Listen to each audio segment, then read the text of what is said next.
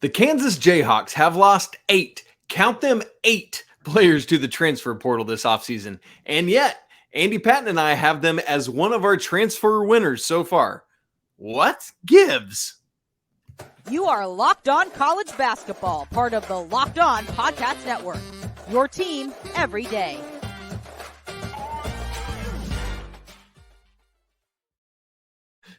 What's up? Welcome into the Locked On College Basketball Podcast, the only daily national college hoop show out there.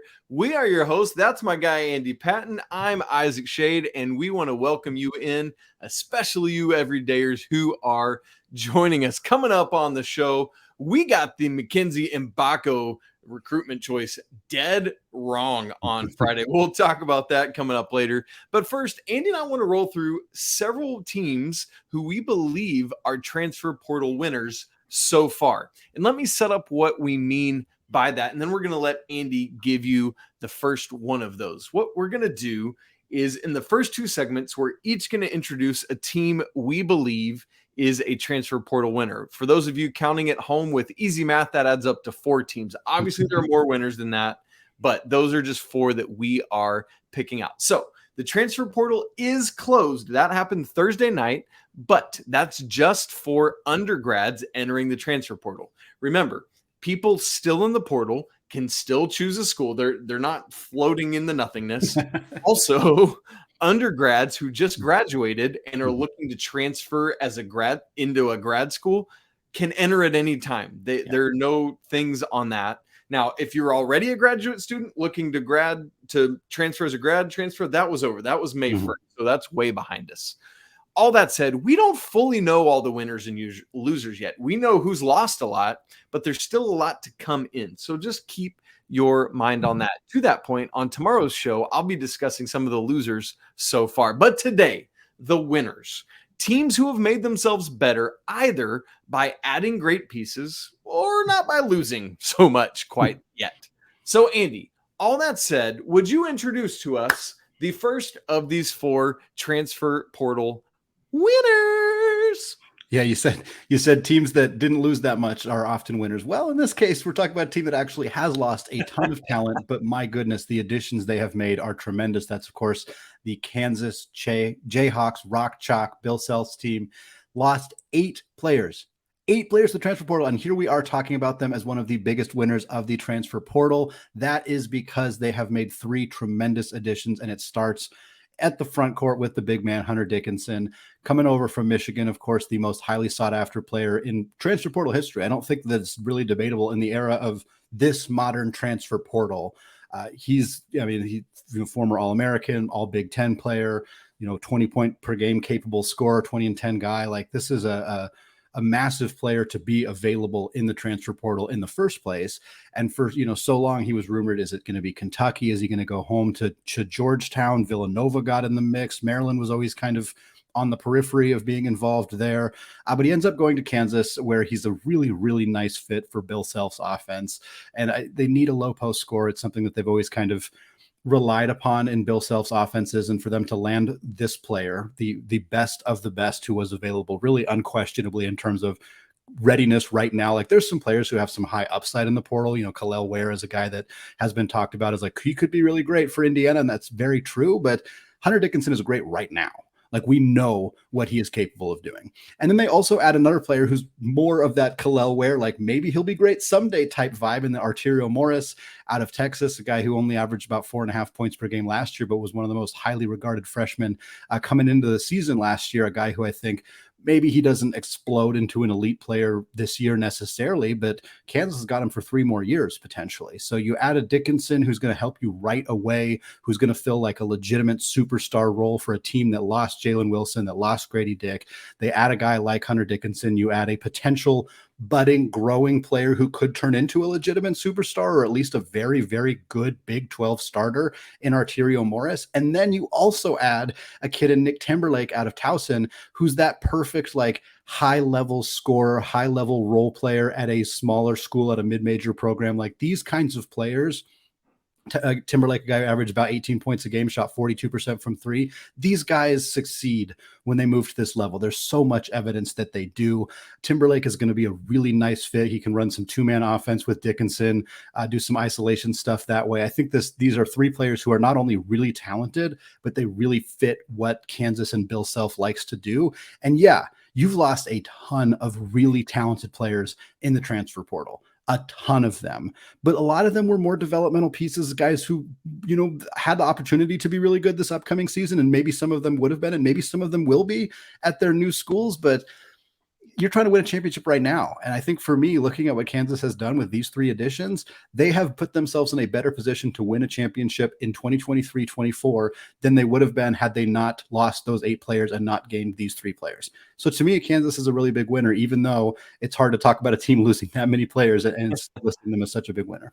Yeah, I mean, when you talk about, Andy, those 8 transfers out, plus, as you said, Jalen Wilson and Grady Dick, that's 10 of your 13 scholarship players from last year. And so, I mean, that is massive turnover for this team. But at the end of the day, there's this guy named Bill Self patrolling the sideline. Thankfully, man, his health seems to be in a good place and he'll be back, and you love that. But I mean, it just makes sense. As you said, a lot of these guys are not, I mean, they've done a good job of all, like Jalen Wilson ahead of last year. Like, we're like, I mean, he's got to step up and be massive for them to win at a high level. And he did. And so I would assume that somebody out of these 8 transfers out would have stepped in and maybe done that. But I'm not convinced of that. Maybe it was MJ Rice, maybe it was Kyle Cuff.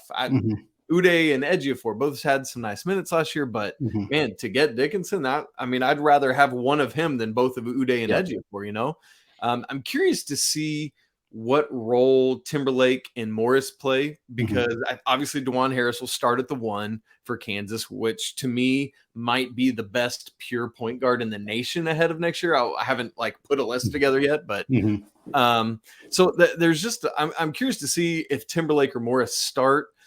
With the guys kind of transferring up a level like Timberlake will be doing, there's always that question of how do you go from the CAA to the best conference in Division I? We'll have to see how that goes. But 41.6, even if he drops off 5% from 3, you're still shooting 36% from 3 for Kansas. And so that's good. Andy, the next team we will go with, and we're going to stay in conference here, and it's weird to say this because of everything that's happened in the last week or so, is the West Virginia Mountaineers. Yeah. Now, I know in the midst of all this Bob Huggins stuff, it's like, really? Are they, but just based on player personnel, yes. To this point, we haven't heard of anybody leaving because of what happened, unless I've just plain out missed it. But I've been trying to keep close tabs on that. Like, is anybody leaving? But nobody has. So they've lost a couple guys, but I mean, nothing that I'm overly concerned about. Jimmy Bell, Josiah Davis, Jamel King. But what they bring in, Andy, I love, because of how much I cover ACC stuff. I have loved Jesse Edwards for a couple years at Syracuse. Just an absolute force inside, 2.7 blocks a game for the Orange, not to mention averaged a double-double, 14.5 points and 10.3 rebounds. And so that is a great piece. I'm really excited to see him and Dickinson, right, when Kansas and West Virginia play. They obviously add Kerr Kriisa, who, he's just a little bit of a wild card in his couple years there at Arizona for Tommy Lloyd. So I'm curious to see what happens, but you got to think, if he is going to go to West Virginia and play for Bob Huggins, that means at some level he's willing to submit himself to that coaching and that leadership. I know he didn't necessarily show that at Arizona, but if he doesn't do that at West Virginia, he won't see the court.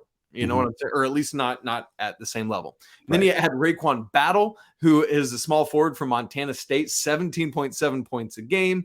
And then a couple guys from Manhattan, Omar Silviero and Jose Perez. But to me, it's Edwards, Kriisa, and Battle are the guys that really move the needle on this thing. Andy, I'm curious your thoughts on West Virginia and how these additions help position them in the new look Big 12 next season. Yeah, I think it's really nice to be able to add kind of different position groups here. You add a rim protecting center, something that they really need that's so valuable in the Big 12. And there's so many, high level guards who can attack the rim and get to the basket, to have somebody there to help erase some of those defensive mistakes, especially in a Bob Huggins team. Like you need somebody like that. I think Edwards is a really, really nice addition for them. Kriisa, you said it, a little inconsistent. At first glance, a little bit of an odd fit at West Virginia. Reminds me a tiny bit of Eric Stevenson, who was a bit of an odd fit at West Virginia, although things went fairly well for him there. So hopefully things will go well for Kriisa there as well. He led the Pac-12 in assists. So right. I got to give him that, Yep. Keep going. Yeah, he's a good distributor. He's a good facilitator. Yep. He's an inconsistent outside shooter, but I think if he finds the right fit, I think he could be very, very good in that setup, in that setting. And then Raequan Battle, a guy who started his career at UW, didn't really get off the ground there too much, transferred down to Montana State, and then had really good success for a very good Bobcats program. Montana State was good. So I think for Raequan Battle, this is one of those, you start at Power 5, drop down to mid-major, come back up to Power 5. I think some people are skeptical of those guys, but and maybe this is a longer conversation for the offseason. We can take a look at some of these guys, but anecdotally, from the ones I can think of, most of the guys who do that end up being a lot better their second go round at the Power 5 level. And I think Raequan Battle's a guy who's going to fit and be a good scorer and a good kind of perimeter player for Bob Huggins' team. And I think Jose Perez, the guy who didn't get to play last year because Manhattan, their coach got fired very suddenly. He hit the transfer portal. The NCAA didn't grant him a waiver. It was kind of a BS thing that happened there. Yeah. And it's a bummer that he didn't get to play last year, but I think Jose Perez, he was really good at Manhattan. And I think there's a good chance that he's going to step up into a nice role for Bob Huggins as well. So you get 4 pretty big time contributors. We'll see what Silviero can bring, but that's 4 guys that I think can really be big time 20+ minute per game guys for Bob Huggins. And for a team that didn't quite meet expectations last year in the Big 12, I think this is a really nice offseason for them. Yeah. Like, are they next year's Kansas State potentially? Right. Totally. Obviously we got to see it on the court, but on paper, they at least got a chance to be. Well, Isaac, Mark Few's team had a lot of production to replace after losing Drew Timme. You don't really ever replace Drew Timme fully. That's a pretty impossible player to replicate. They also lose Julian Strather and 3 players to the transfer portal. But guess what? Gonzaga did more than enough to challenge for another number 1 seed next season in the transfer portal. We'll tell you more about it after a word from today's sponsor, Built Bar. If you're looking for a delicious snack, but you don't want all of the sugar and calories, then you need the best tasting protein bar ever built. You have got to try these. If you're like me and you don't want to make healthier, and you want to make healthier snack choices. I don't want to make them, Andy. I don't want to. I don't really want to either, but sometimes you have to, right? If you want to make healthier snack choices, but you don't want to compromise on taste, then I've got just the thing for you. These Built Bars and these Built Puffs, they are so healthy and they taste so good. Seriously, you will not think that they are healthy for you. They taste so good. What makes them so good? Well, for starters, they are all covered in 100% real dark chocolate. That's right. Real chocolate. And they come in unbelievable flavors like churro, peanut butter brownie, and cookies and cream. I'm not sure how Built does it, but these bars taste like a candy bar while maintaining amazing macros. And they're healthy for you. They only have 130 calories, 4 grams of sugar, and a whopping 17 grams of protein.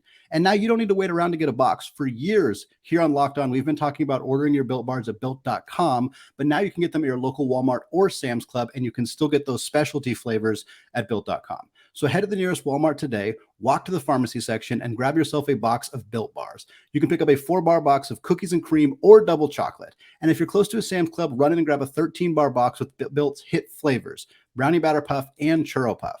You can thank me later. Built Bar, a proud sponsor of the Locked On Podcast Network. Folks, I want to thank all of you for making Locked On College Basketball your first listen every day.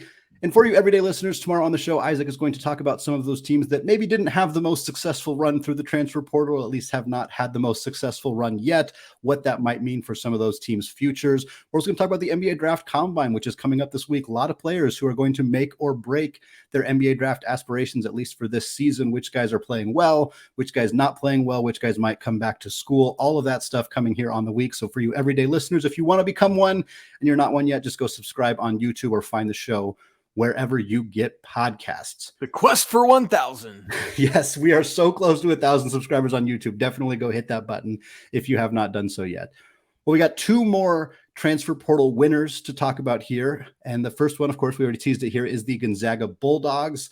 Zags kind of had a rough start to the transfer portal season. We knew at the end of the season that Drew Timme was going to be out the door. He made it very clear, hey, I'm done with college, 4 years, good enough for me. I'm going to kind of move on and see what professional aspirations are out there for me. Julian Strother has not officially closed the door on whether he's coming back to school, but I don't think there's really any optimism for Julian Strother to return to school. And shortly after the portal window opened, we saw 3 players from Gonzaga enter the transfer portal.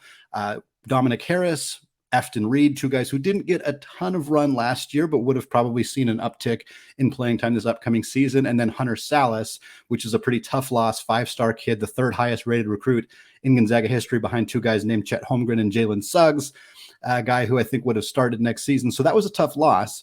But then Mark Few just said, you know what, guys, I'm going to take care of this. I'm going to handle it. I'm going to steal Ryan Nembhard right out of the jaws of Tommy Lloyd and Arizona. I'm going to bring him to Spokane, adding another Nembhard to this team. Of course, Andrew Nembhard, massively successful in his 2 seasons in Spokane. Now they add Ryan Nembhard, who had a tremendous 2-year career at Creighton.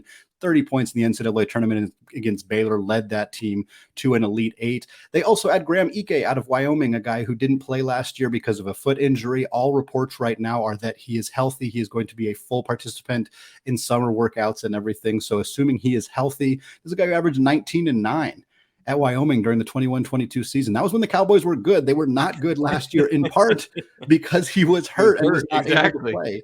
He's a little undersized, about 6'9", so filling in Drew Timme's role. Defensively, there's some questions of how that's going to work. The Zags really need Anton Watson to return and not stay in the NBA draft process for defensive purposes, but Ike is a guy who could fill a high-usage role on the block right away. And then they also had Steele Venters out of Eastern Washington, a guy who averaged 15-plus points per game for the Eagles. He just commutes 30 minutes east to Spokane out of Cheney, Washington, to come to Gonzaga, a guy who shot over 40% from deep, and I think he's not a fully replacement for Julian Strother. I don't think he has quite as much to his game outside of the outside shooting, but a guy who's going to fill a really nice role for Gonzaga. I think looking at a team that probably added 3 starters or at least 3 rotation players without a doubt, and quite possibly the best point guard, if not definitely the best point guard in the transfer portal in Ryan Nembhard, something that Gonzaga so desperately needed with their guard play being suspect last year. This is a huge addition for this team, and I think Mark Few and the Zags are going to do some really fun things with Ryan Nembhard at the point.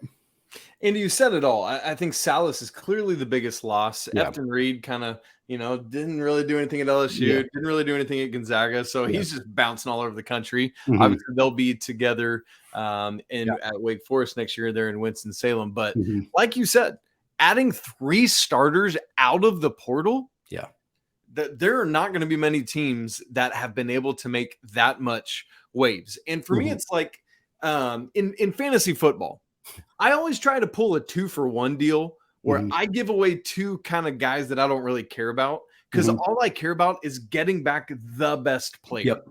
I don't care if I'm getting fewer players. I want the best player.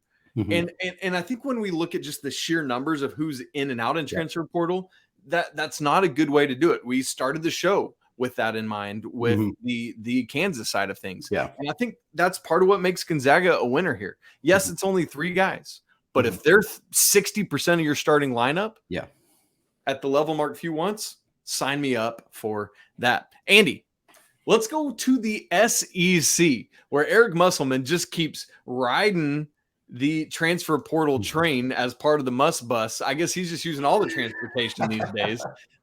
Just apparently down in Fayetteville this year, they're just gonna run you to death, because my man is bringing in 5 backcourt players in the transfer portal. We already talked about Washington, but they bring in Keon Menefield, a shooting guard, Tramon Mark from Houston, a dude who can light it up, point guard, Khalif Battle from Temple, shooting guard, Jeremiah Davenport from Cincinnati, another shooting guard, and then El Ellis from Louisville. Obviously, the Cards had a miserable year last year, but Ellis, my goodness, this dude is a walking bucket. Kind of a little dude, kind of think Max Asmus in some ways. And I know Texas obviously isn't one of our 4 teams, but you can track with me there. Now, they do lose a couple guys. Mikal Mitchell is probably, Andy, you and I have said this before to each other, is probably the biggest loss out of this for Arkansas, especially as a team that has some injuries in the front court.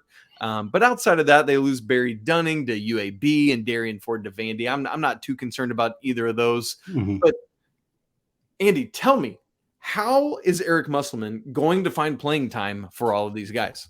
It's going to be really interesting, I think. I mean, obviously, you lose Anthony Black to the NBA draft. You lose Nick Smith to the NBA draft. At this point, I think you have to feel more confident, or I guess less confident, that Jordan Walsh is returning. That's a big question mark for me. He's got to come back.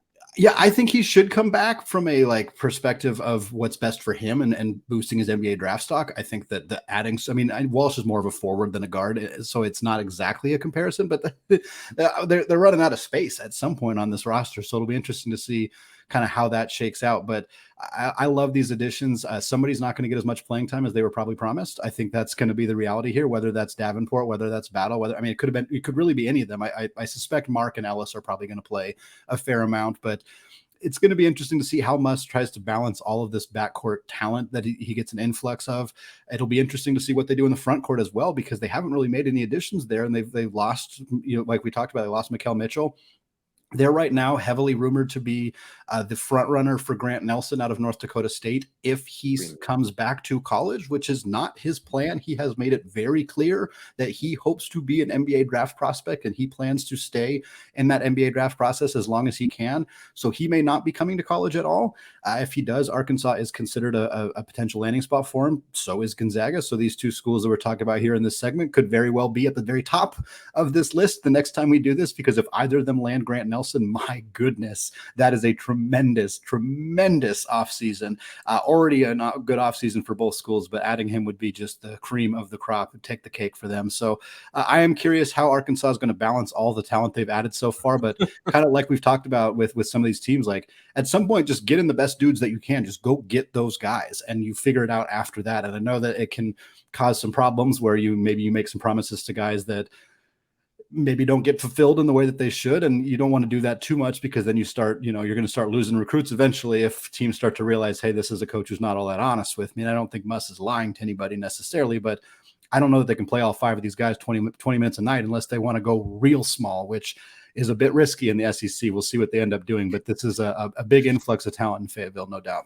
It could be fun if they just went like little tiny and just went after it. I would love to see that. Also, since they have Tramon Mark instead of Tremendous, can we call them Tremondous? Tremondous. I'm in on it. Oh my gosh, I'm so sorry. It's Mother's Day, but here I am making Father's Day jokes on the day after Mother's Day. Very quickly, we want to run through just a couple honorable mentions. I'm not even going to name players, just going to say the schools, and we want to know who you would have on your lists that we have not, or if you completely disagree with us about these four schools that we've mentioned. Anyway, honorable mentions, we've got Texas, TCU. Remember, this is just right now. As Andy said, there's a lot more work to be done. So that's a couple Big 12 schools, Ole Miss and LSU in the SEC staying there, and along with Tennessee. There's been a lot of transfer portal movement in the SEC. Georgia's had a lot of movement. Florida's had a lot of movement. And so going to be interesting down south next year. So, Andy, let's get off of this and get to some high school recruiting, because on Friday's show, Kyle Boone and I were dead dog wrong talking about Mackenzie Mgbako. Oh, this man's going to Kansas. Yeah, all the signs are pointing to Kansas. Of course. And then he picks Indiana. What did we do? We'll talk about it in just a second. All right, Andy Patton, here we go. Mackenzie Mgbako, what a get for Mike Woodson and team. You know, we're looking at this, and I know they've got some players incoming. They've got some guys coming back, and so there's some hope in Indiana. But I said on the show, and Kyle disagreed with me, and that's fine. I said I thought that for Kansas, Mgbako was a piece of the puzzle. I thought that for Indiana, he is the puzzle. In terms of what he can do. In fact, per 247 Sports, Andy, a quick trivia time here for you. I think you might be able to get this, because we'll just see. According to 247 Sports, Mackenzie Mgbako is the second highest recruit ever to commit to Indiana. Any guesses as to who would be the one higher player than him? My first guess would be Cody Zeller. No, that's where I would have gone too. Cody Zeller. No, he is third or fourth on the list. I can't remember. It's not Cody Zeller. Is it Langford? Yes, Romeo Langford. My man. Nice pull. Yeah, I mean, remember how crazy highly talked about? I mean, just poor kid over just too much surround him, and he was injured a lot that year, wasn't he? If I remember, like a stress fracture in his foot or something. Anyway, Andy, we get him Mackenzie Mgbako to Bloomington. What does this do for Mike Woodson and the Hoosiers?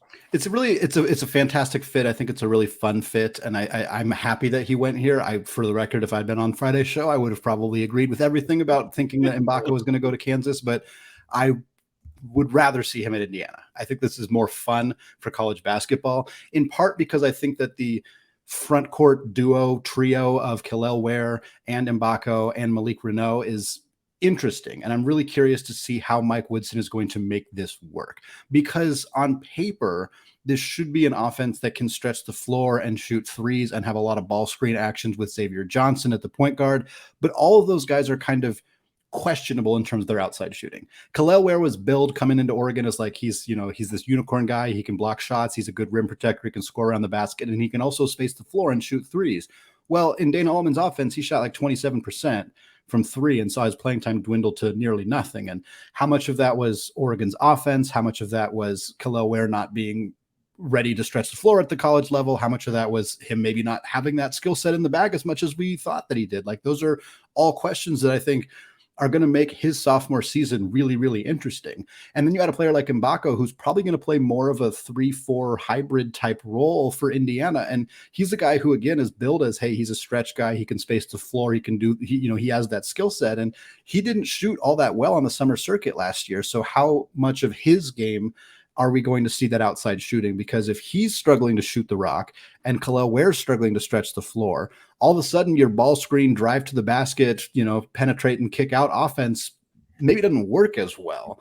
But if it does, man, this team could be really, really good. Like, I think that the upside, the potential, Ware and Mgbako alone, just from a potential perspective, I mean, that could be one of the best front courts in the Big Ten. It could be one of the best front courts in the country. If you're one of the best front courts in the Big Ten, you're probably one of the best front courts in the country. That tends to be how it goes for that conference. But there's this really athletic upside. There's this really, like, they're really a nightmare matchup for a lot of teams. But there's also, the floor is fairly low. The floor is, there's always a low floor for incoming freshmen. You never know exactly how much of an impact they're going to make. I think Mgbako is a relatively safe freshman in terms of his overall upside, but how much he contributes in year one is a bit of a question. And I think Ware is one of the biggest question marks in the transfer portal, if we're being honest. I mean, his floor is, his floor is really low. His potential is still really high, but his floor is really low. So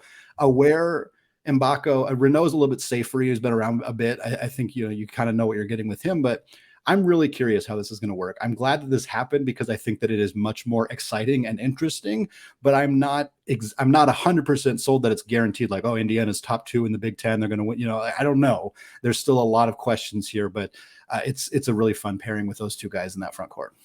Yeah, and assuming Xavier Johnson is fully healthy coming back next year, I mean, to have that kind of playmaker able to work with those front court guys is big time. Yeah. And I mean, to your point about the 3-point shooting last year, they shot 36.8%. Indiana did, which was really good, but they were 354th in the nation in attempts.